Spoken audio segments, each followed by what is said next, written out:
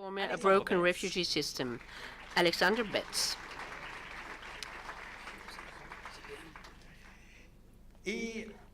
And une concitoyenne à moi, je suis américain à la base. I am American, and another citizen of America, Wendy Pearlman, author of The Cross the Bridge and It Trembled. She spent several years interviewing Syrians on their experiences, on the upheaval in Syria, and also on their exile.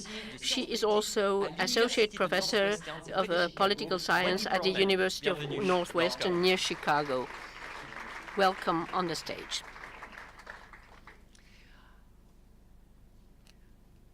Alors, d'abord, on a... First, d'abord, qu'est-ce que vous avez pensé du film? What did you think about the film?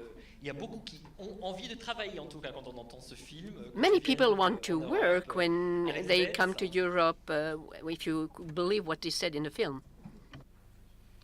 Great. I'm going to speak in English if that's okay. Fantastic.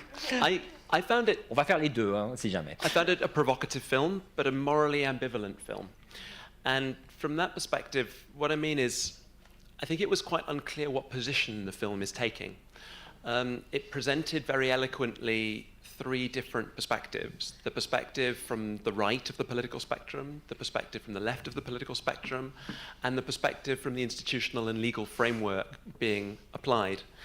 And within that, I think it did a very good job of caricaturing and satirizing the power asymmetry between the actor as the allegory of European states and the weaker position of migrants. But it left us in some doubt about what ultimately the vision and perspective of the director was. And I think that came out quite strongly in the epilogue, where there was a sort of question, what will this film do to help migrants or refugees coming to Europe? And the answer was, well, we're not quite sure. We don't really know. Maybe it will provoke, it will help stimulate debate and thinking. And I think that's the strength, that it can do that. But on the other hand, each of the positions that it presented were satire. They were simplifications. And in many ways, each of them had quite a loose relationship with the truth. The portrayal of refugee status determination was a dramatic simplification of how law is applied across Europe. The perspective and use of data by the right was a satire. The perspective of the open borders case was quite a limited case.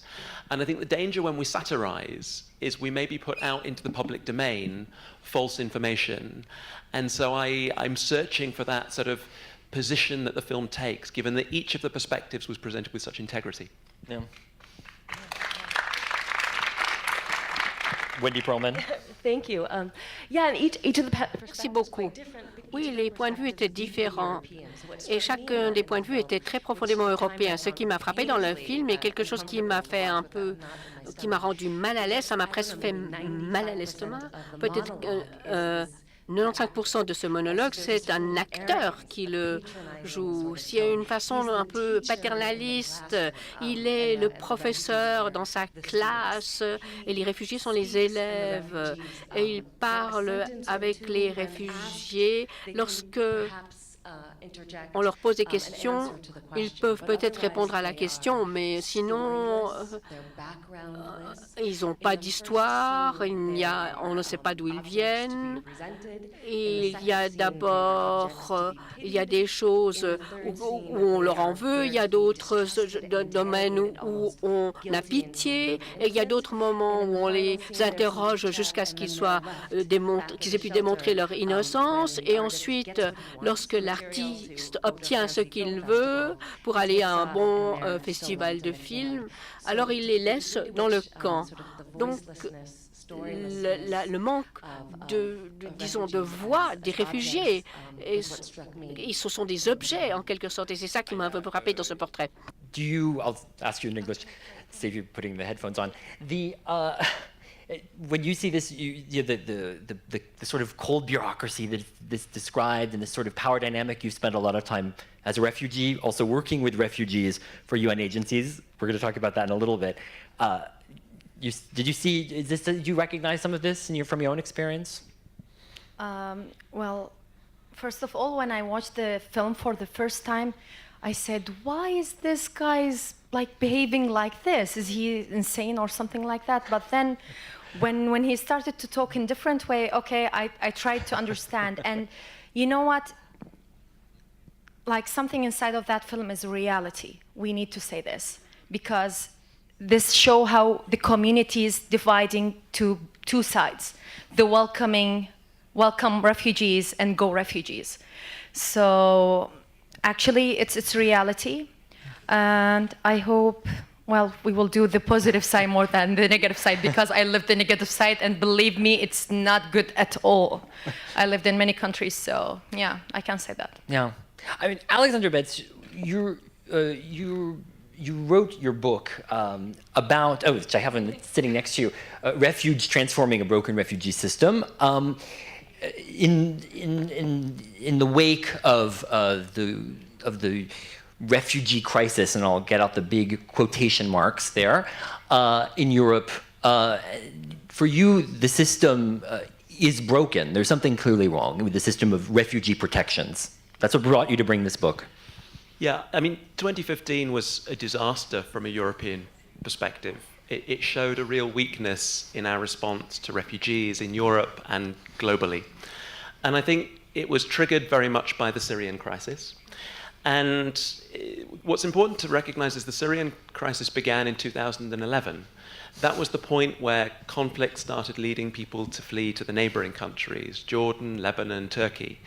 And for nearly 4 years, European countries largely sat on their hands and didn't do very much. There was a degree of heartlessness in terms of the response. And then Europe was really shocked and stunned that with dwindling humanitarian aid in those countries, with border closures in September, October 2014 to different degrees in all 3 countries, that people started crossing the Aegean Sea in large numbers. And there was no ability to reach cooperation or agreement on sharing responsibility across Europe. So the system largely collapsed. And you had a spectrum of responses from Hungary building a razor wire fence to Germany and Angela Merkel offering a response of Wir schaffen das in late August. And I think that perspective was a compassionate response, and it was really the only option that the German Chancellor had at the time. But it was also deeply shrouded in hypocrisy. Between August 2015 and January 2016, even Merkel had undergone a complete U-turn from offering open borders rhetorically to colluding with the European Union and Turkey to close the Balkan route, to close the Aegean Sea, and offer Erdogan's Turkey huge amounts of money in order to control mobility across Turkey. And so, in a way, Wir schaffen das was a kind of Wir schaffen das as long as you can swim policy. If the real response had been, let's enable refugees to come to Europe, we should have been offering resettlement or humanitarian visas or enabling people to fly from Bodrum to Frankfurt rather than embarking on dangerous journeys, rhetorically opening the window briefly and then closing it. So I think Europe went from almost heartlessness to headlessness and back to heartlessness again. And I think for me, one of the key elements of writing the book was to say, well, let's get a degree of perspective. 0.3% of the world's population are refugees. Now, that should be absolutely manageable. The million asylum seekers that came to Europe in 2015 should have been manageable against the backdrop of 28 EU member states. Yes, we have 22 million refugees around the world, but the issue is really a geographically concentrated issue. 10 countries around the world host 60% of the world's refugees, and they're predominantly low and middle income countries. And that's where we needed to have better assistance, better support, better protection long before 2015. That's where the world is really limited in its responses. To fail to respond to refugees where they are around the world, to fail to adequately support solidarity, civil and political rights, but also economic and social rights in Jordan, in Turkey, in Kenya, in Uganda, is where the root failing of the system lies. And to the point as well of this discussion about skills, it's really a waste of human capital. There's a lot of refugees who are prevented from doing what they would like to do, or what they potentially hope to do. Yeah, I mean, I think one of the striking themes in the film is the critique of the dichotomy between economic migrants and refugees. And I think often we have a vision of refugees as people who are humanitarian victims, who are vulnerable, and the film portrays them actually very passively, when actually my experience of working with refugees is they're a cross-section of people from the country of origin. They're diverse human beings, and they often bring skills, talents, aspirations. Now, the tragedy is in the largest host countries around the world, refugees are often denied the right to work. They're often denied freedom of movement. We have protracted refugee situations, as they're known, where once refugees have been in exile for 5 years, they, on average, end up staying in exile for nearly 2 decades. And if you're stuck in, say, the Dadaab camps in Kenya, without the right to work, without freedom of movement, for year after year, potentially being born in that context, then it's a real waste of humanity. It's a loss of potential for the country of origin, for the host society, for societies around the world that those people may move to. So one of the key arguments in the book is a relatively, and indeed embarrassingly simple argument, which is that we should see refugees as having talents, skills, the potential to be contributors, as well as just humanitarian victims. Yes, refugees have humanitarian needs. Many are vulnerable and need protection, but they're more than that. Refugees can be a development issue.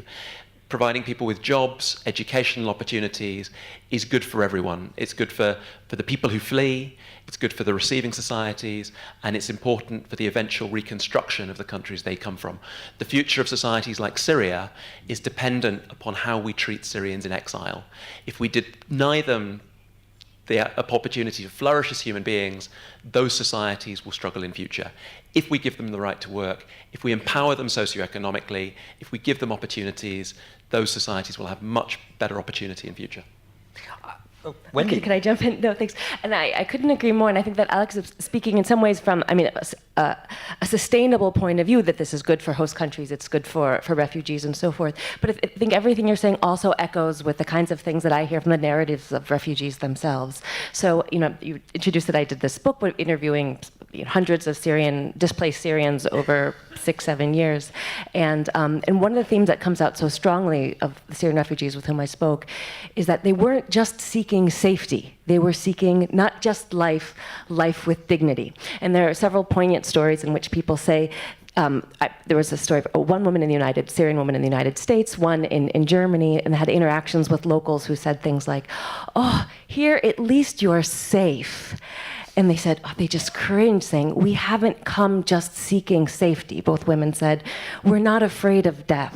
We're afraid of, or what we're seeking is life with dignity." So bare life without the chance to work, without the chance for schooling, without the chance to achieve your aspirations, to fulfill and be the human being you want to live, is not the life that refugees were even seeking in the first place. So life without dignity is no life at all.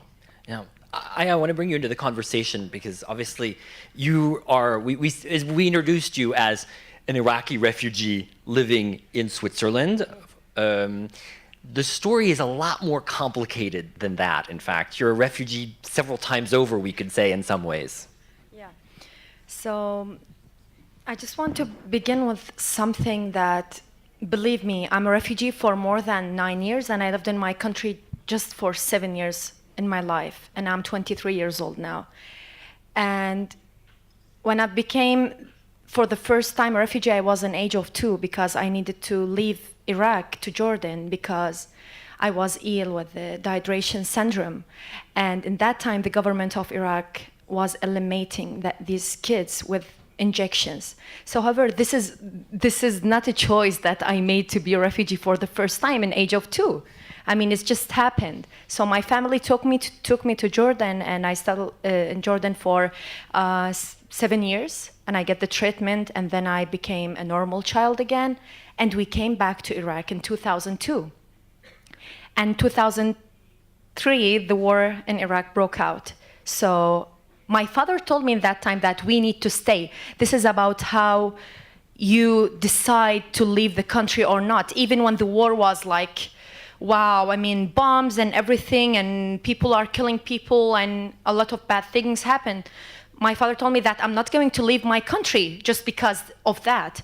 But in 2009, we get a personal threat. I mean, please put yourself in my father's situation, because I was just 13 years old or 14. He needed to decide if he wanted to run with our lives or still there and kill us with his choice. So he needed to give that choice like in a minute. And he told us, pick up whatever you need, we are leaving. And I thought that, okay, well, the war and we are going to go to another city and until like everything is going to be fine, we will come back. And I had a math exam and I was crying because I'm going to fail on that. And I take my math book with me because I had no idea that we are leaving the country until I open my eyes in the next day and I understand these people are not speaking an Iraqi accent. Where am I? And I found myself in Syria. But you know what? The destiny chose me another time when the war started in 2011 in Syria. So we went to Turkey again, and my father needed to do that. Like he chose this for the second time, and believe me, it's not an easy choice to make. I mean, anyone, as a parent, as a human being, I mean, when you feel that you are in danger, if I'm going to tell you that in this room now there is a danger, you will run. You will not even listen to us because you know that you need to run. Otherwise, you will die here. So this is what happened. We moved to Turkey. But this time I was understanding that I'm leaving this country and I'm becoming a refugee again. And instead of just like crying and being the victim and say, that's it, I'm going to sit and that's it, I'm surrendering. I told myself, no, this is not the solution for this. I mean, I can be a victim for months, but then what? Should I just sit and wait? The war in Iraq, like from 2003 until now, the war in Syria, 2011 until now. Do you want all of these people just wait? No, we are normal human beings. We want future, we want to work, we want to contribute in the countries. We don't want just to take, we want to give. And believe me, we can give because we have skills. I mean, we lost our homes, we lost our countries, we lost our relatives, family, friends, school, education, everything. But we didn't lose the most important thing, which our brains, we still have it. We have a lot of doctors, nurses, engineers. We are normal human beings just like you. But believe me, I just treat it as a second class of human being my entire life. But now where I am, I'm sitting in front of you and speaking to people who are caring about this case because we know it's really important. And I'm a youth delegate in the UNHCR. I mean, even when I'm telling this, I don't believe that I'm here now. I'm not just seeking safety, but I want to change things, as we all want to do it, even if it's just a little change. I mean, if every individual in this room even smiled in refugee face, believe me, you will give a hope even if you don't know, because you are encouraging them. You are telling them that we are with you and we are believing in you. You are just going to give them the emotion that you are important and you are human, and I'm smiling for you because I want to give you hope. Yeah, so thank you so much. I think you're definitely preaching to the converted here in this room. When you went to Turkey, you were able to worked with different UN agencies, and you were able to develop your skills there. A lot of refugees, though, are stuck in a lot of limbo. I mean, how your experience there seems almost a bright exception to what a lot of refugees in Turkey have been going through after this Syrian war. Okay, so what happened is, in age of 16, I left my education because I needed to support my family. Life in Turkey, I mean, life in Switzerland is very expensive, but I didn't know that. But life in Turkey was expensive for us in that time, so I needed to support my family. I left education at the age of 16, and I worked in a factory. And I worked from 7 a.m. until 7 p.m., and I took just about $100 per week. and I was working hard. So I worked 1 year in that factory. And then I went just to change my permit because it's like the date is end and I need to change it.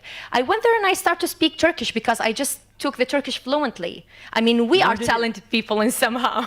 You learned it in a year. Yeah, well, I learned it when I was in Turkey, and for the first time. Yeah. Yeah. And in 1 year, I was speaking fluently. So I went there, and the manager told, "You can speak Turkish well. We need an interpreter because our interpreter is traveling to another country." It was a resettlement program for her. However, I started to work, and it was just by chance. And you know what? I worked in age of 17, and I was the youngest interpreter with the UNHCR and UNHCR partners, but I did meet a lot of important people, Samantha Power, Brandon Staten, Filippo Grandi, even in that time, a lot of important people. And I told myself, like, okay, you know, refugees can do something. And I start to ask for more and more, and I developed myself. And believe me, a lot of refugees are doing this. I can't tell, maybe a lot of people in this room or even in the world think that we are stuck even if we are in the camps or in the cities living as refugees. We are not stuck. The people try to create whatever they can to find a job. Even women in Turkey, I can give as an example, they couldn't take the permit to work, but what they did is creating platform on the internet and selling handmaids. So, I mean, we are trying, but we need help because at some point we don't have the power to go and tell we want this and that and we want to do this and that, because believe me, like politics is like, the policies is very different than you people. You can help us like an easy way because we are humans and we can communicate easily, and you can help us and we can help you, and somehow. But with the politics, it's not the same. So we didn't have the power. So we did what we can do by ourselves, even if it's small things. But believe me, we don't want to be victims. Most of refugees want to contribute, and they do want to feel themselves as important human beings contributing in something. No. We have this feeling. Believe me, I'm a really normal, just like you here. I'm very normal. I have skills, I have talent, I have dreams, I have goals. I want to work, I want to study, I want to travel. And for the first time, I traveled in Europe, and I went to Berlin, and it was amazing.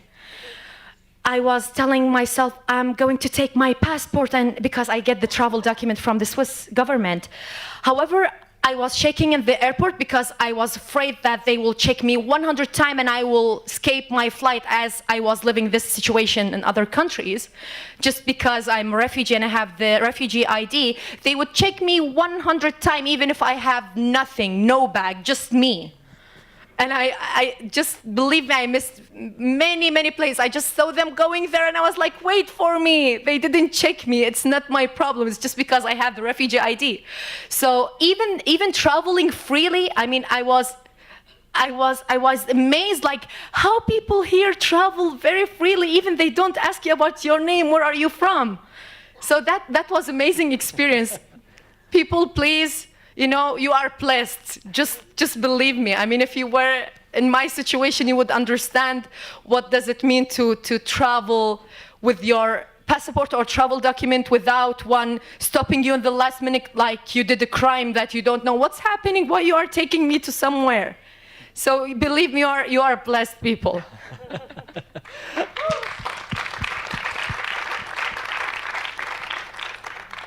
Alex Betts, one of the questions is really what are the opportunities that are available, particularly in the Syrian context, in the countries around it? And one of the examples that you put forward in this book is in Jordan, the pilot project of trying to put refugee camps and economic development together. And it seems promising, at least where you leave off in the book in 2016, it seems like a promising path forward.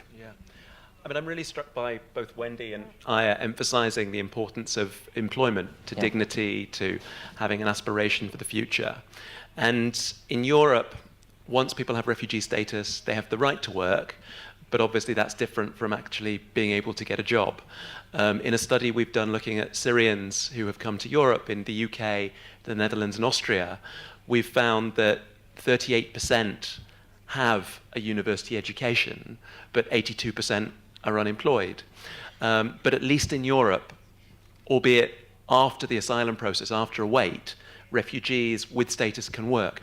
That's not the case in most of the rest of the world. Most countries that host large numbers of refugees don't allow them to work. So, of course, they do work. They work in the informal sector. Of course, they do move around, but in many cases, they have to stay in camps legally. Now, there are some notable exceptions to that. Uganda is an example of a country with many problems, but it has a very progressive refugee policy. It hosts 1.4 million refugees because of the recent influx of South Sudanese and Congolese.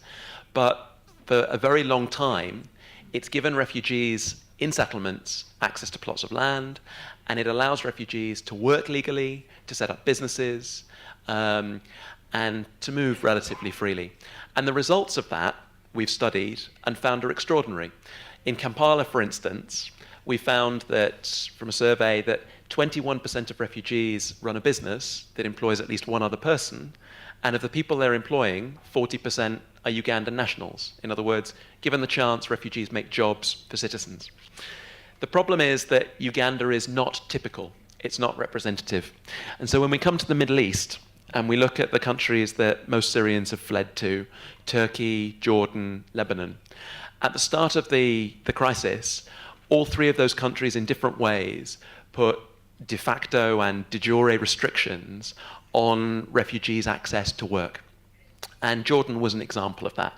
Jordan, in the official statistics from the UN, hosts about 650,000 Syrians. It claims to host nearer to 1.2 million refugees. And like many countries, Jordan is a relatively small state. It fears the security implications of refugees coming across the border from Syria. It fears the development implications of displacing Jordanian workers and other migrant workers from Egypt. And that's particularly the case because in Jordan, the majority of Syrian refugees have moved to urban or peri-urban areas. Now, when I visited with my co-author on this book, Paul Collier, in April 2015, ironically the sort of start of what became the European refugee crisis that was known, we visited the Zaatari refugee camp. And while we were there, many of the refugees we spoke to said, we just want the right to work. And then we were taken, ironically, a 15-minute drive away to an economic zone called the King Hussein bin Talal development area, just a 15-minute drive from Zaatari. And the government had invested $100 million connecting it to the electricity grid, connecting it to the road network, but it lacked a couple of things: inward investment and workers. And so we, being Oxford academics, put 2 and 2 together and probably came up with 5, and said, well, why don't you as a government allow refugees to work, at least in these economic zones that already exist, alongside Jordanians? This could be an opportunity for Jordan to make the leap to be a middle-income country, make the leap to manufacturing, which it's been struggling to do. It could be an opportunity to ask the European Union for trade concessions. It could be a chance to elicit investment from companies interested in CSR, but also core business investment. And so we wrote up the idea. We pitched it to the Jordanian government, and it took off. On a visit to the country, the then British Prime Minister David Cameron listened to the idea presented by King Abdullah, and it was turned into a reality. In February 2016, there was a London Syria pledging conference, and the commitment made by Jordan was to try and provide 200,000 work permits to Syrian refugees in exchange for trade concessions to the European Union, concession refinanced by the World Bank, and additional grants from donor countries. Today, the results are mixed. The positive side of it is 70,000 Syrian refugees have work permits. They have access through that to labor rights, they have access to employment in construction, agriculture, as well as manufacturing. But there are negative aspects of it. Most of the jobs are simply the formalization of jobs that existed already in the informal sector. They're not new jobs. And that's partly because Jordan has GDP growth of just 2.5%. It's hard to create new jobs. Many of the sectors in which refugees would like to work, skilled sectors, are protected by guilds, and so refugees are still not allowed to work in those areas. And there's a massive gender discrepancy. Many women are locked out of that system, and most of the people with work permits are men. But it's a scheme that's being adopted by other countries, Ethiopia, Malaysia. And I want to be clear, it's not that I'm advocating refugees should work in special economic zones for its own sake. What I'm saying is we should empower refugees to be able to work, and the context of the country changes what's possible and what we can do. And that model opened up a framework where now we've gone from a country that didn't allow Syrians the right to work, where the right to work has at least been created for Syrian refugees. Although it's still quite in its infancy, really, though. I mean, it's, to be clear, there is in a lot of these neighboring countries, people often think that Syrians would go there and similar cultures, they speak the same language at least, not necessarily with Turkey, of course, but there is a lot of tension, though, between the Syrians and in these host countries where they go. And is this a real? I mean, they're kept in sort of an underclass in a lot of ways. Even if they are allowed to work, it seems like there's a lot of. We see this in your book and in a lot of the things that we hear, that there's other sort of breaks on their ability to get into the workforce and to integrate. Yeah, the tension, probably say in Arabic, it's kalam diplomasi. It's a very diplomatic term to say tension. I mean, there's a lot of racism. There's discrimination. There's so I'm again sort of just speaking from about the Syrian experience as I've researched it. The experience of Syrians in Jordan, the experience of Syrians in Lebanon. Although there's a sense of Arab brethrenship and speaking the same language and so forth, face a tremendous amount of discrimination, racism, cruelty, even from locals who seem to resent their presence. Why are you here? You're taking our resources. Go home, and so forth. So, while certain aspects of cultural similarity might make the task easier. I mean, I also spend a lot of time with Syrians in Germany who struggle to learn the language and things of that sort. There's a tremendous amount of hardship that people experience. I mean, not that it's necessarily a cakewalk in Europe either, to be clear. For sure. I mean, this model, though, where you talk about, because in your book you talk a lot about helping people and helping people close to where they first flee and trying to give them opportunities there first.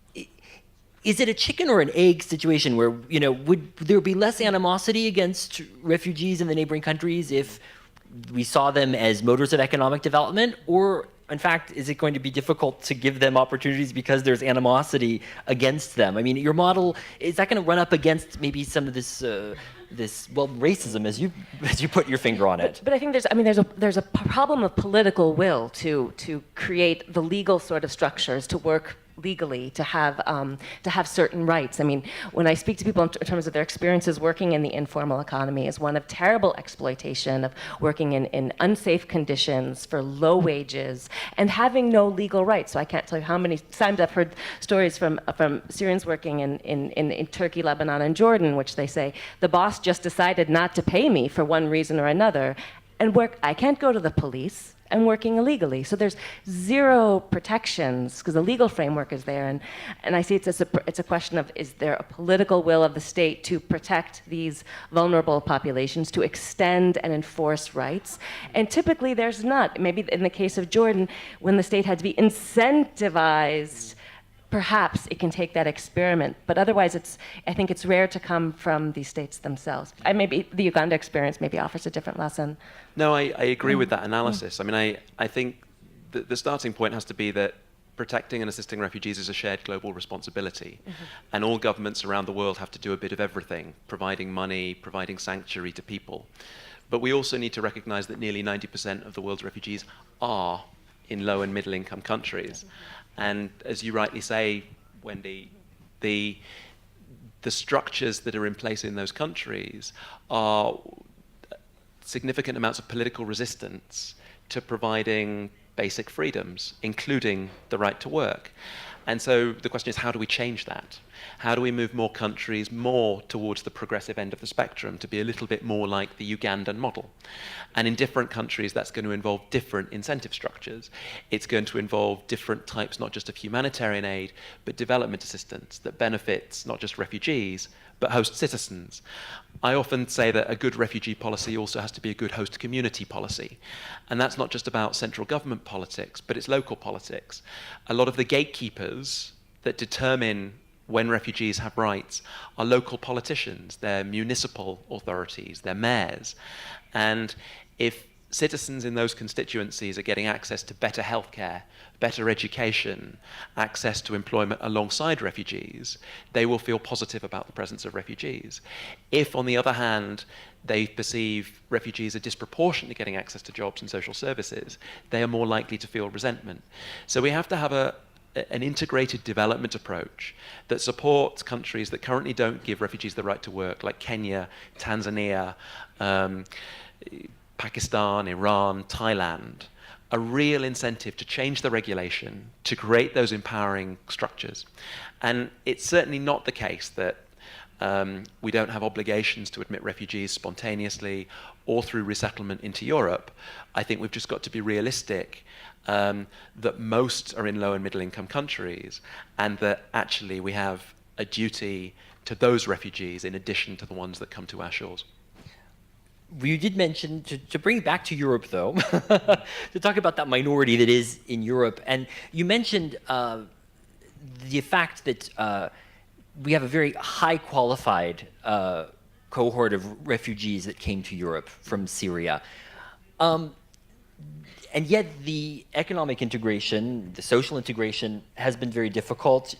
Wendy, you talk to a lot of these people, and there are some success stories that you talk about, and yet there's a lot of stories as well. And you've continued since you published the book to be meeting with people, so it goes even beyond the book that people might pick up. Yeah, I mean, I think it's still a work in progress. I mean, I think in the Syrian experience, it's still a really new and young experience. The people are still in many ways at the beginning, those who've made it to Europe in the beginning of these stories, of the initial process of waiting for paperwork and having the paperwork come in to work through the asylum process, of learning the language, of moving from an initial residency in a shelter to eventually finding an apartment, of beginning to think about work again, of facing the question of, will I be able to work in the occupation I had back home? You know, if I had 12 years as a car mechanic, and I started working in my dad's shop as a car mechanic as a kid and so forth, and I get to a European country and they say, where are the papers to show that you are a car mechanic? You say, papers that I was a car mechanic. So this is, I think, a struggle a lot of people have in a whole range of crafts and professions, not having necessarily paperwork, or perhaps finding that the job or whatever they prepare for and did back home doesn't really exist so much. I mean, I talk to people who have law degrees from Syria, and they get to Sweden and say, what am I going to do with this law degree? So I think that whether people are trying the process to have qualifications recognition, or perhaps retraining to work again in their field, or it's a point where their entire lives have been tremendously upturned. Everything, the reality people once knew, has been sort of torn to shreds, to rethink, well, what do I want to do now? Is it a chance to do something else? One thing I find very interesting when I speak to Syrian refugees in Europe is the kind of generational distinctions, that people at different points of life often have very different experiences. And the greatest sort of success stories I feel like I see are people who maybe had just finished high school, maybe 1 or 2 years of college. They're at a point where they haven't lived so much professionally that it's relatively easier to start again. To maybe start again college from year one, maybe 1 or 2 years was lost, maybe they hadn't begun, to sort of reinvent themselves, to sit in a language class for several years and so forth. Some of them see, well, maybe I can actually have a future here that wouldn't be possible to have back home. I meet people parents in their 30s or their 40s, who have this tremendous sense of loss of who they used to be and feel like they might never recover. Those folks, when I talk to, often say things like, my life is over. I live for my children. I'm here to watch my kids who already it's amazing how quickly kids learn the language. They're so resilient. Within, how many months they're already integrated into local classrooms often. But I look at their parents who are still relatively young, often think, I can't even imagine recovering the sense of reputation, of dignity, of self-worth, of identity that I once had. So then you can also imagine what it's like for older folks in their 60s or 70s who are then wearing a backpack and going back to language class again, struggling to learn. So I think there's a generational dimension too in terms of success versus struggle. Yeah. Though it's interesting, one of the things that struck me in your book is you talk about the fact that we have so many highly qualified people who've come, because these were people who could pay the smugglers, who could make their way, and so these are people obviously who had some means to get here.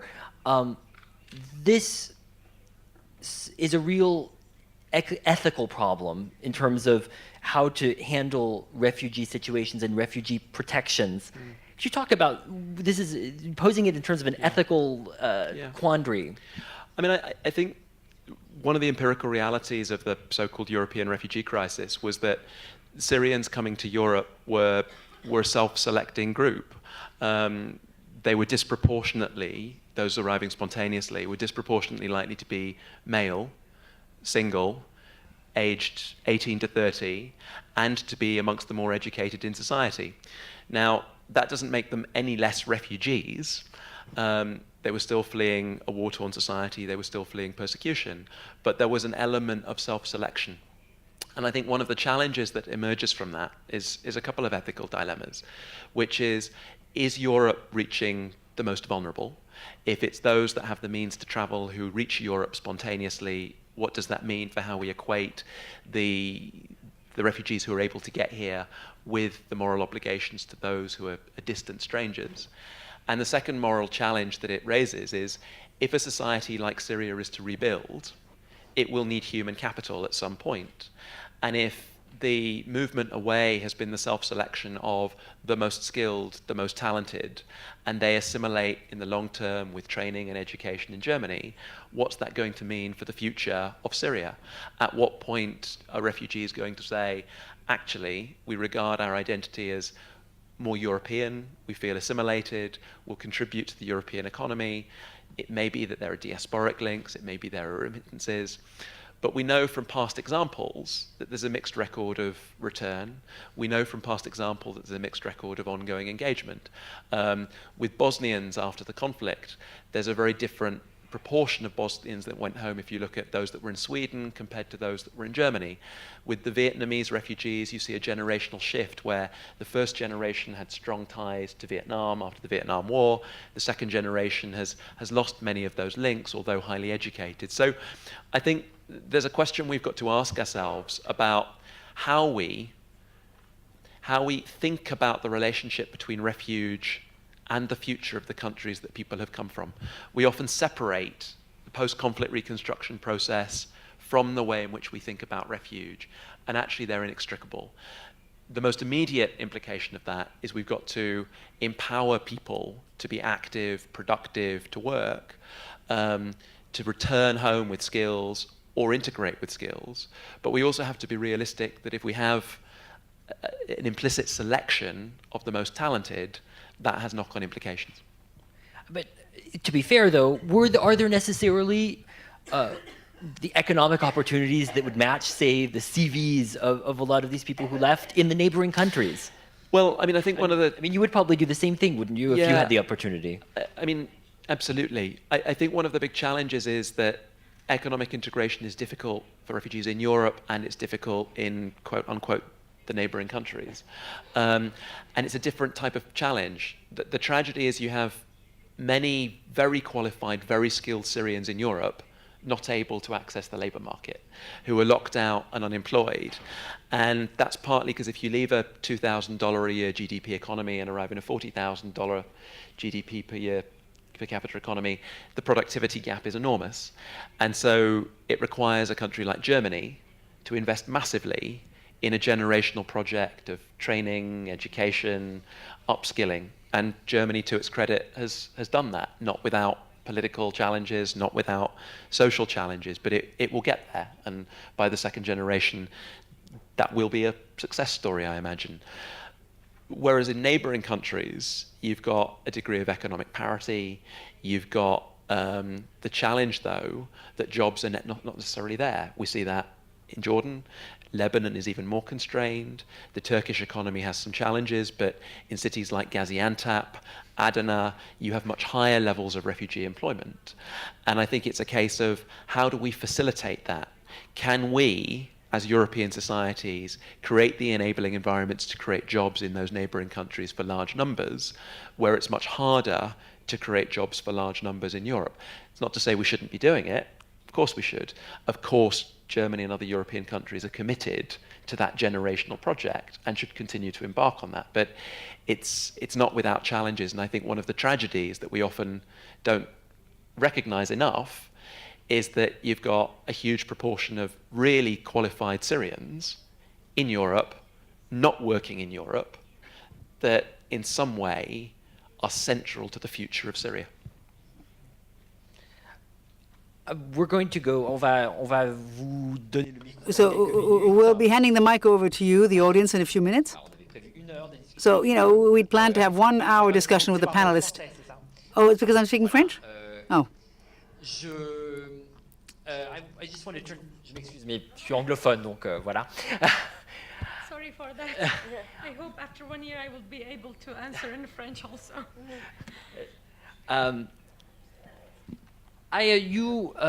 How do you see your future? You're getting your degree here in Switzerland right now, correct? Yeah. Yeah, you're studying. Yeah, I'm a student in Webster University, Geneva. I'm doing double major, media and international relations, and minor French. I will not forget that.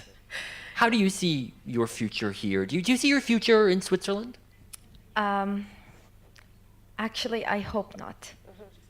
I hope not. Believe me, it's not just because I hate this country. Believe me, it's a very beautiful country. Mountains, lake, people, international country. Everyone is like refugee here and somehow. But no, I mean, who in this room, I'm just wondering, it's just a curious, sorry, but who in this room is not from Switzerland originally? Oh my God, it's really international. And how many people here miss their countries, their relative, their home, their room? For me, I even miss the smell of the ground when the rain comes in Iraq. It's not the same. Believe me, I lived in many countries. And that smell is with me until now, and I didn't smell it in any country. I would like to go back someday to Iraq and to listen to the people when I feel that I don't need to use other language to communicate.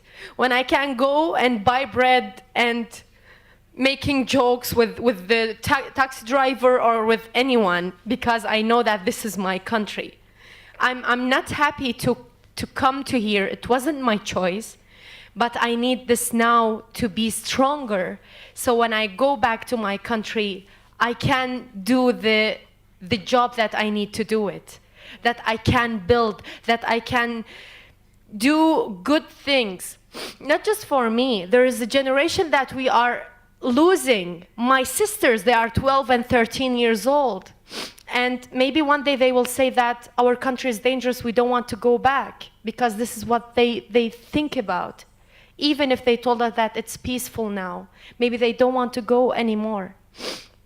But what I loved about Switzerland, they are doing something is very, very important. To not lose this generation, to not lose the language, the origin language. My sisters are going to Swiss school, but they are learning Arabic in the same time. So if they go back to their country, they are not going to live a difficulty with integration in their own countries.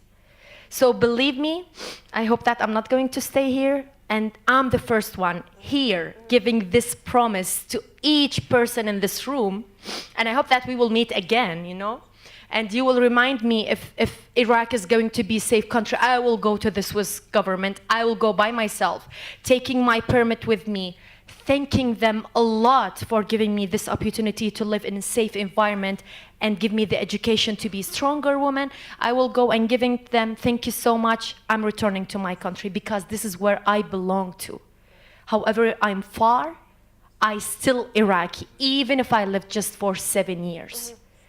I miss the food, I miss to go and I mean, even I missed my room, I missed my toys. I'm 23 years old, but believe me, I have a lot of toys back in Iraq that I didn't play with them, and I don't know how to get them here. So I will go back maybe with my kids and give them these toys and show them that we have a country, we have a culture, we have this beautiful thing, even if it's a simple thing. We have beautiful things in our countries. Believe me, we have culture. We have many beautiful things, and I hope that our country is going to be safe, so you can come and visit us also. I would like to have all of you guests. Believe me, our home in Iraq is very big. I can have you all in Iraq, and my mom is cooking very good food. So believe me, everyone in Iraq would welcome you because you came from different country, and they will show you the best things in the countries. I hope that you can come, and I hope that I can go. Thank you.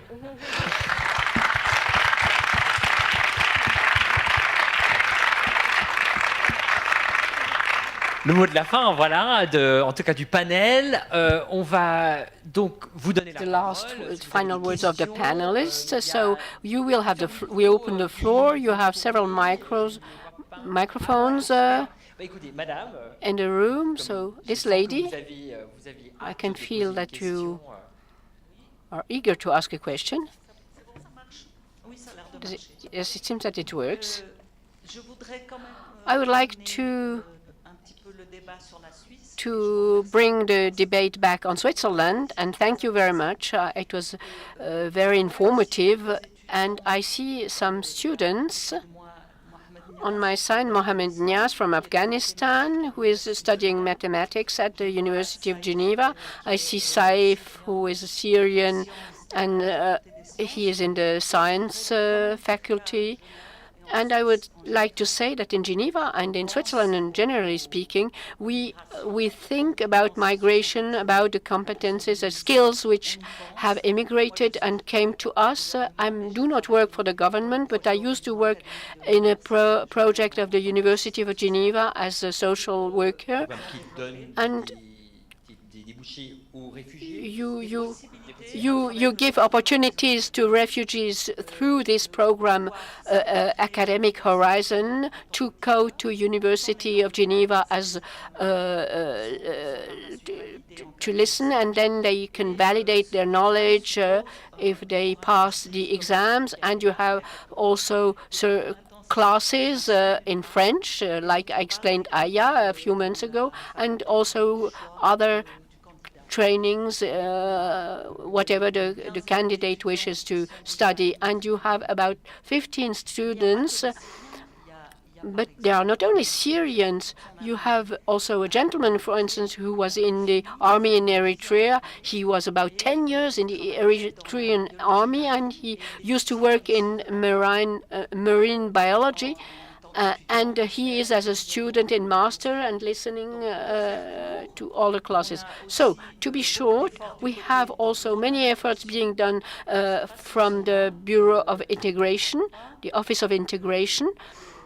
I don't know if they are here. The Office of Integration for the Foreigners in Geneva, they co-finance this project. You have also the Office of professional orientation, and they are doing a lot of efforts in Switzerland and in Geneva. And you have this kind of program. Do you have a question? No, I just wanted to make a bit of an advertisement. Is there another question? Okay, I know that there are people higher up who have raise their hands. So it's difficult, with the spotlights to see who has their hand raised. The first one is for Alexander Betts. So I would like to ask you, it's very interesting what you said about this program to develop jobs and development in the country that are hosting the biggest part of the migrant. But I would like you to ask, how can we do the same in our countries, in Europe? Because yes, maybe, and it's not very clear to me, it's easier to create job there instead of here. But it's also, these are not our country. They have their political leader. They have so it should be done also, I think, in Europe. So how it can be done without taking the jobs of the local population? I think there should be a way. And so which can be this way?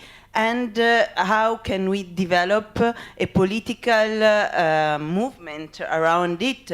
How can we start talking about it and to transform migrants in an opportunity also for the country? And my second question is for all the panel. We saw some intellectuals like the Algerian writers and journalist Kamel Daoud talking about a subject that was also in the movie when he was saying which is the law most important for you, is the religion, the law that is said in the religion, or the law of the country. And Kamel Daoud exposed another problem, and he was really attacked when in Köln, in Cologne, after New Year's, I think it was 2016, there were these aggression to women. So Kamel Daoud said Islam has a problem with women, and we should not stop the migrant for that, but we should be aware of it and find a solution for that. And so it's true that there are some religions that have, some of the countries where the migrants are coming from, they don't treat women as they treat men, they discriminate, sometimes they kill homosexual. So how do you think we should face this problem? Because denying it, I think will just create more fear in the country, in Europe.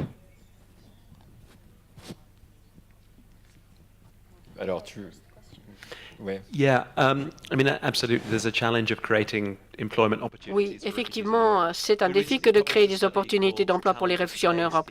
Nous avons une étude sur la ligne économique des Syriens en Europe et on a regardé un petit peu ce qu'il était du point de vue professionnel. Il y avait 3 grosses barrières. La première, c'était la langue. Même s'il y a des cours de langue dans les pays européens, et souvent ils ne sont pas tout à fait adéquats par rapport à un niveau professionnel, car souvent ils n'arrivaient pas à atteindre un niveau suffisant en anglais ou dans la langue nationale pour avoir accès à un emploi de qualifié. Ensuite, il y a un manque d'incitation au niveau institutionnel. Il y a un malentendu parce que les réfugiés pensent qu'ils vont plus recevoir d'aide s'ils acceptent un emploi. Et peut-être qu'ils prennent des risques en acceptant un emploi qui ne correspond pas à leur qualification et qu'ils auront moins d'aide sociale.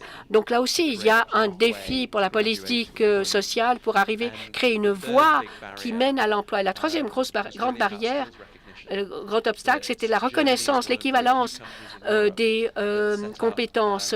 L'Allemagne est le rare pays à avoir établi un bureau de reconnaissance des qualifications et de les traduire en qualifications, donner des équivalences par rapport au diplôme allemand. Donc, les emplois pour les réfugiés, bien sûr qu'ils peuvent être créés par l'État, mais l'un des acteurs clés, ce sont quand même les entreprises, car ce sont les entreprises, le secteur privé, qui créent des emplois. Et les entreprises doivent reconnaître que c'est une opportunité que d'employer des réfugiés. De plus en plus d'entreprises s'engagent dans le cadre de leur responsabilité d'entreprise avec des programmes de tutorat pour les réfugiés.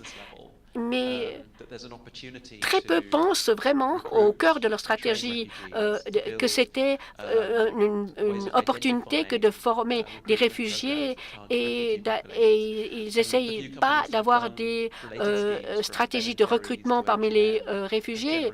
Et en général, les entreprises qui ont fait cela, ils ont eu des retours très positifs et ils ont étendu leur programme. Donc, une entreprise comme IKEA ont montré le chemin en fournissant des formations. Donc, maintenant, je reviens à votre seconde question. The idea of a sort of clash of cultures in Europe utterly misses the point. I think one of the reasons for the rise of populist nationalism in Europe and the portrayal of migrants, I think there are two reasons for that. I think one is that certain parts of Europe have systematically lost labor-intensive manufacturing jobs. And the areas that have voted disproportionately for populist nationalist parties have not been the areas receiving large numbers of migrants. They've been the areas where there used to be labor-intensive manufacturing jobs and there aren't any longer. You see that in the Brexit vote in Europe, you see it in the areas that voted for Le Pen in France, the areas that voted for Alternative for Deutschland in Germany. They were all traditional manufacturing areas that have lost jobs. Now, opportunistic, usually right-wing politicians have narrated that structural change in the economy as being caused by mass migration. And it's not caused by mass migration. And often as part of that narrative, we've developed an idea of a clash of cultures, a clash of religion, a clash of civilization. But I think what we need is honesty from politicians, not to pander to the lowest common denominator, but to recognize the genuine grievances people feel in their lives about the changing nature of the economy, about automation, about the loss of structural employment in Europe, but find a way in which people can perceive that it's not caused by refugees and migrants. And I think we have to have a lot more sympathy, particularly as a sort of, and I identify myself in this as an elite cosmopolitan group, towards those that often vote for parties with discriminatory positions, often because they're being opportunistically misled and do have genuine socioeconomic grievances.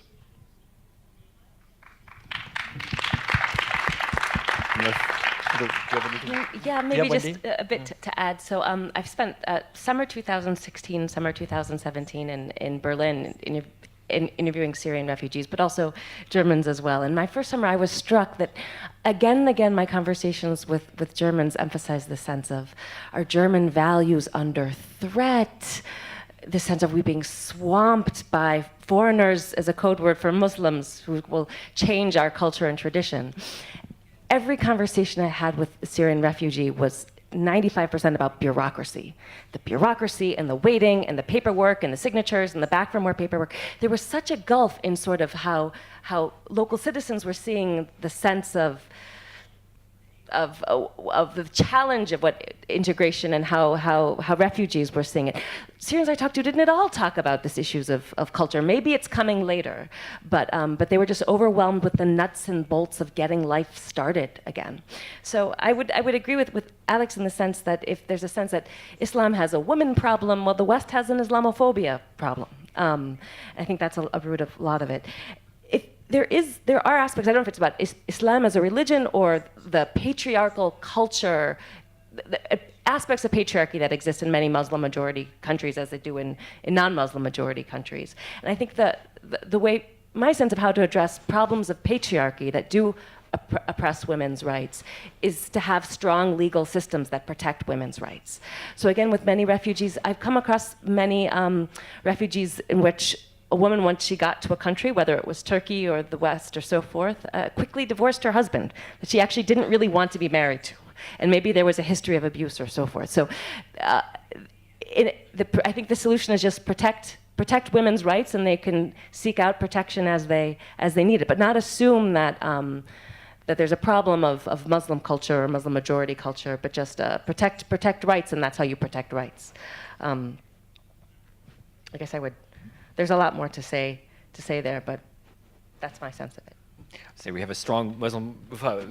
Muslim? Are you Muslim? Well, you're a strong woman from the Middle East in any case, coming here with us today. When do you hear people share these fears with you about in Europe, these fears about there's going to be a change in culture here? When you hear that, what do you say? Do people ask you this question?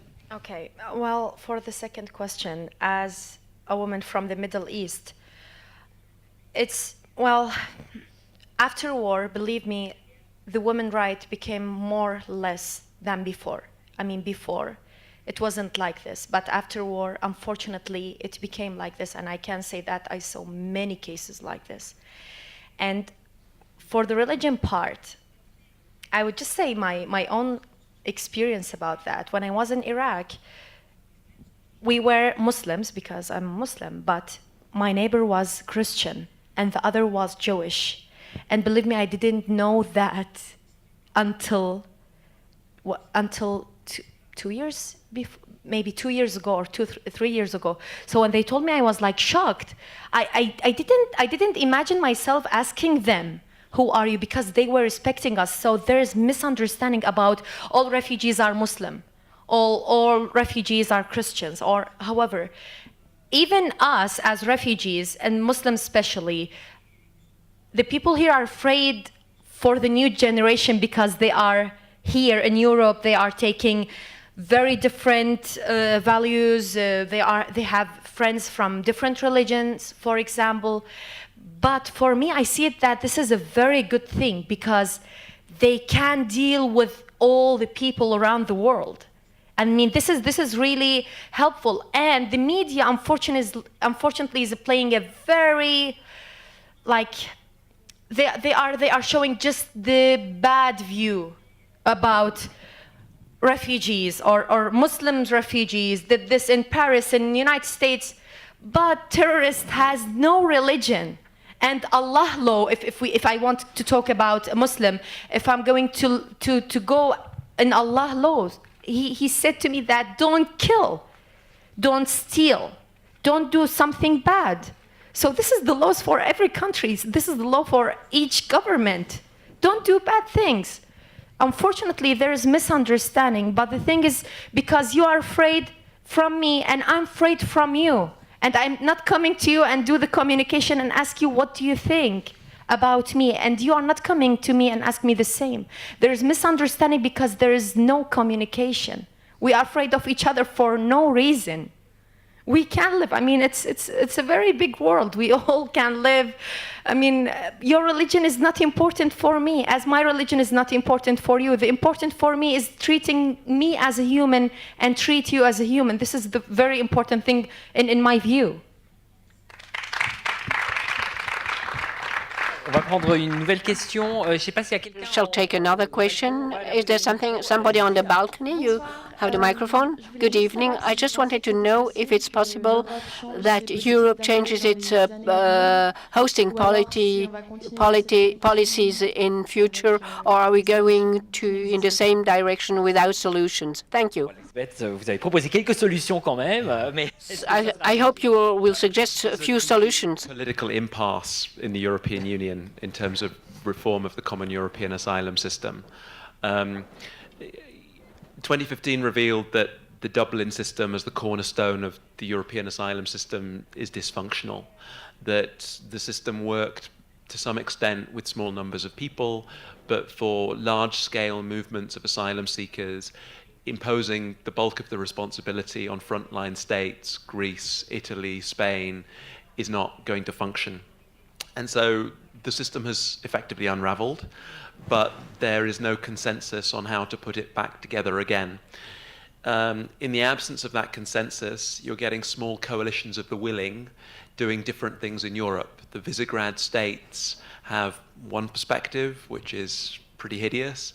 You have Germany and France working together to create agreements with Libya and other third countries through the European structures. So I'm not particularly optimistic. The only area where Europe seems to have consensus is on the external dimensions of the asylum system.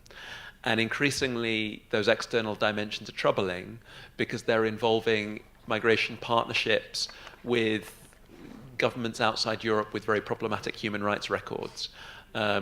Europe trying to work with Libya or Sudan on migration partnerships is deeply problematic.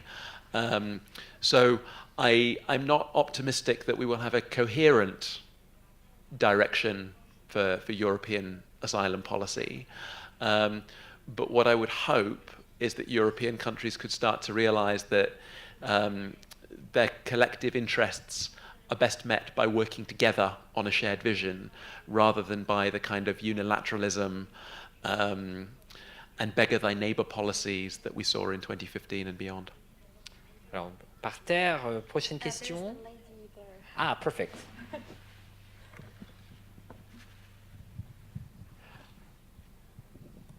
Yes. I have an example of a person in my immediate surroundings, Yemenite. He is not a refugee. He has studied in Switzerland since he was 16. He has a PhD in chemistry, and since 10 years at least, turning around to find a job. Highly educated, speaking fluently French, English, everything you want, but it is discrimination which prevents him from getting a job. And that's very sad to say, but many Muslim people are suffering from discrimination in Switzerland. What do you say about that? C'est parce que, enfin, ça rejoint un peu.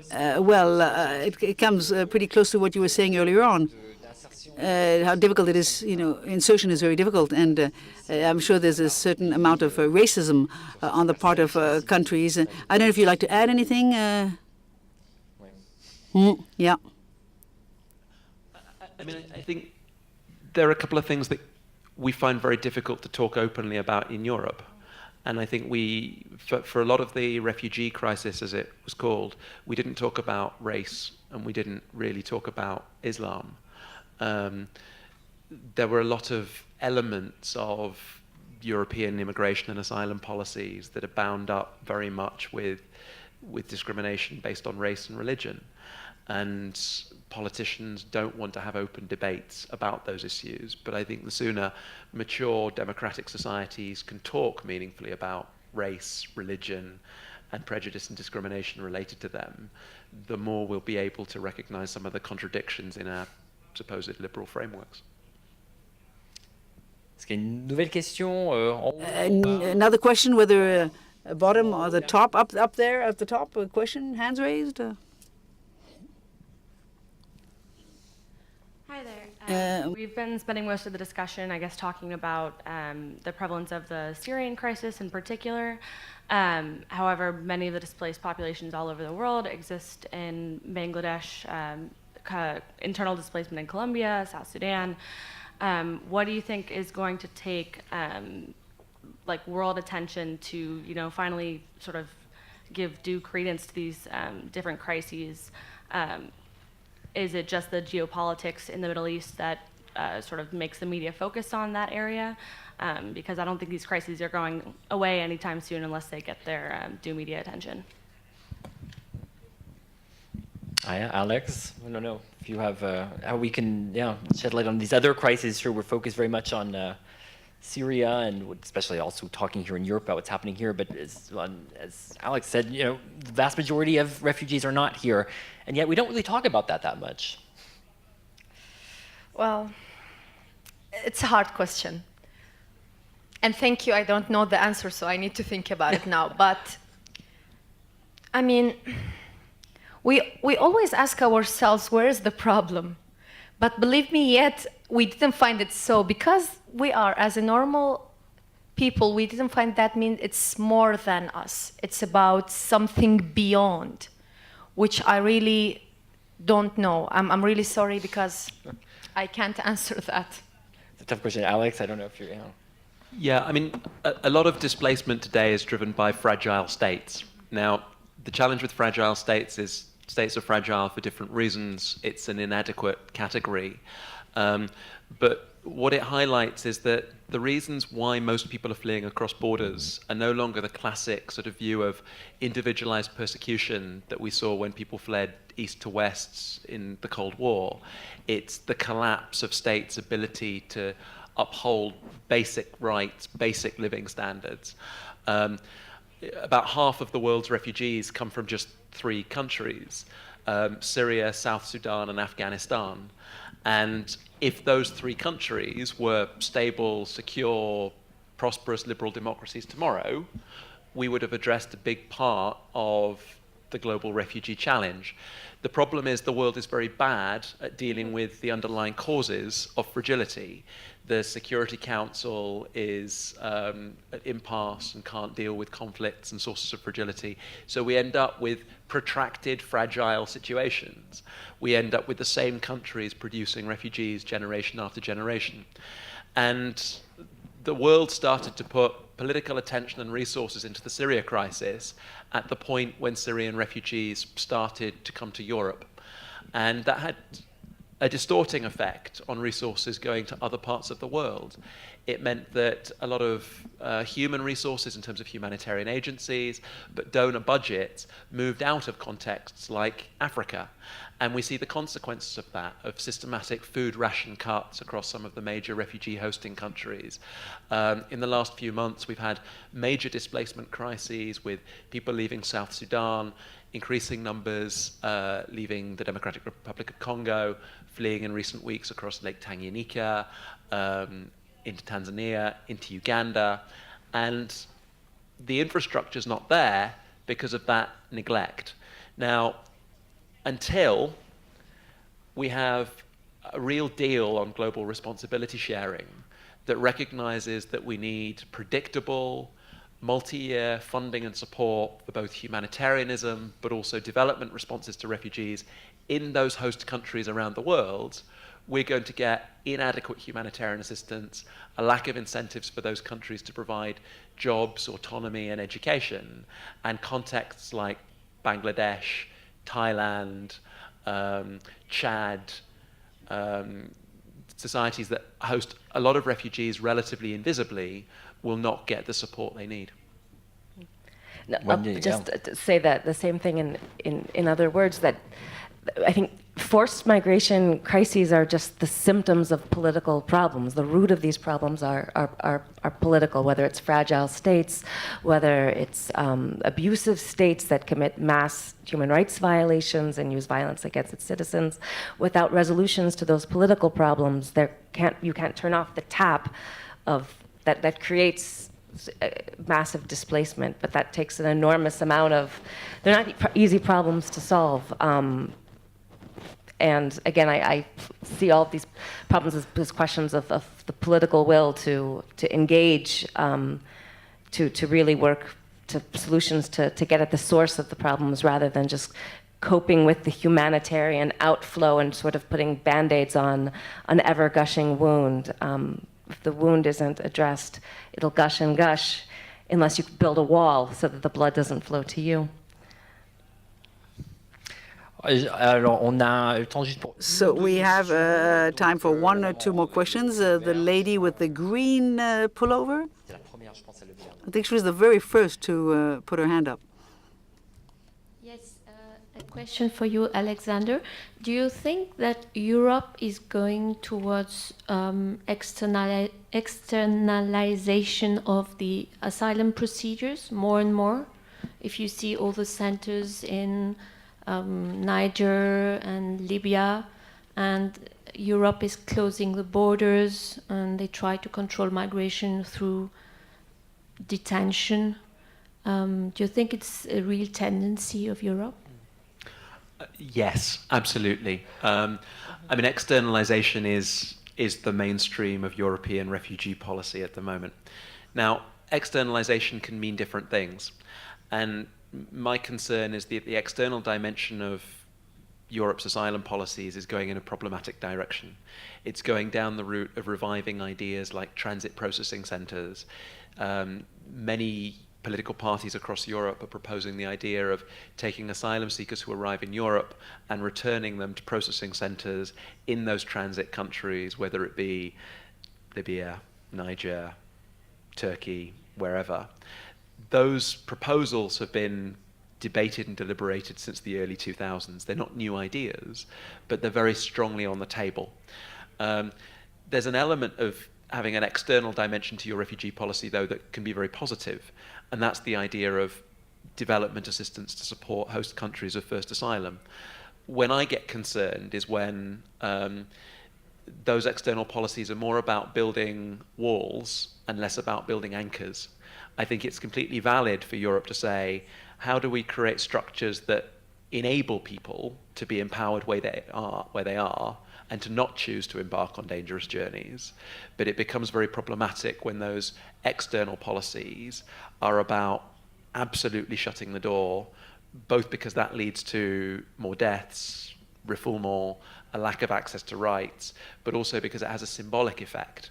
What we often don't recognize is that the host countries around the world that host the majority of refugees look at what Europe does, identify the hypocrisy, and emulate that. And we see very recent examples of that. Kenya watched as Europe bribed Turkey and turned around and said we're going to expel Somalis from Dadaab unless we also get a big chunk of aid money directed through Nairobi. In the last few weeks, Tanzania withdrew from a UN scheme called the Common Refugee Response Framework, and it did so because it was being asked to borrow money from the World Bank in order to support its involvement with the CRF. And Tanzania said, well, hang on a minute, we've done what the international community told us to do generation after generation, and there's never any quid pro quo. Why should we host refugees on behalf of the rest of the world and not get the support we deserve? So Europe has to be very careful. Of course, Europe can't have an open door policy. It's not politically tenable to do that. But equally, Europe has to respect human rights, including the right of refugees to non-refoulement. It has to ensure that its external policies work with governments that we believe should be partners, not dictatorships with appalling repressive human rights records like the Libyan regime, the regime in Sudan, the regime in Niger. And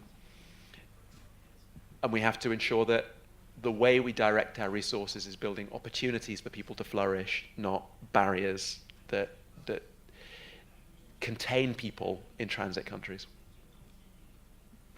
Alors, une petite dernière question. Last short question, this lady. Yeah, hi, my question will go to Alex as well. You're a popular man tonight. You spoke about the burden sharing, you spoke about the responsibility sharing, you spoke about CRRF, about the global compact. I just really like to hear your sort of view on it. Is there hope? We've talked a lot about political will, and in the form of the global compact, in the form of but then again, we see Tanzania already pulling out of it. Is there hope? Is what, just in general, and I suppose this goes to both of the panelists, not only to Alex. All three, really? Is there any hope? All three of you, absolutely.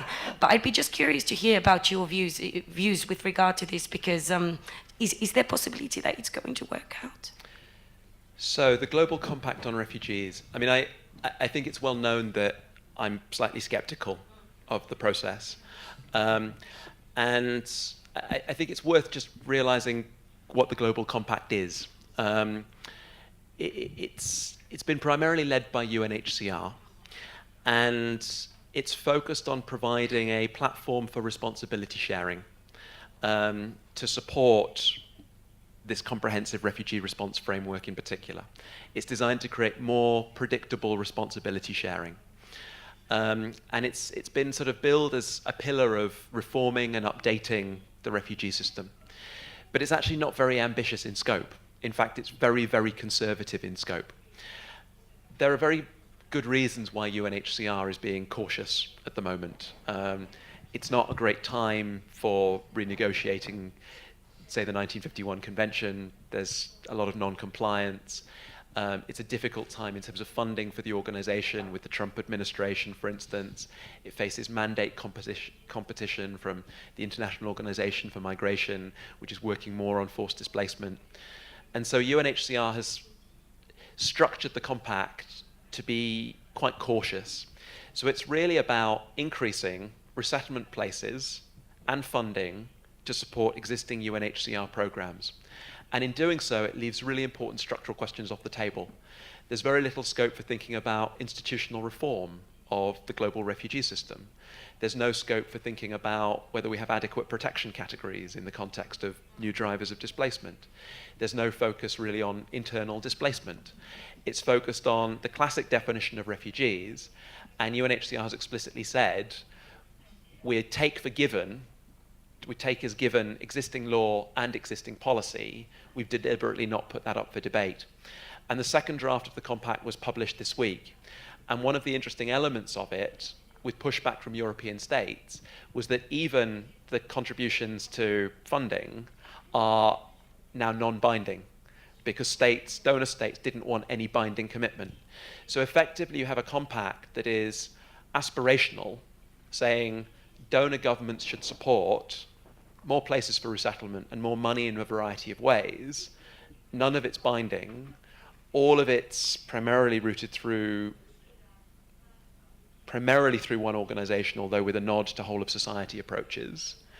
And so my concern is it doesn't address or tackle the real structural and architectural issues of the refugee system.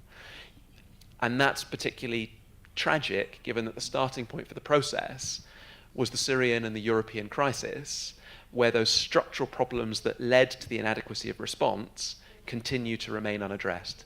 So I'm sympathetic to the reasons for the conservative approach, but on the other hand, I really wish this opportunity had been grasped in a much more innovative and proactive way. Wendy?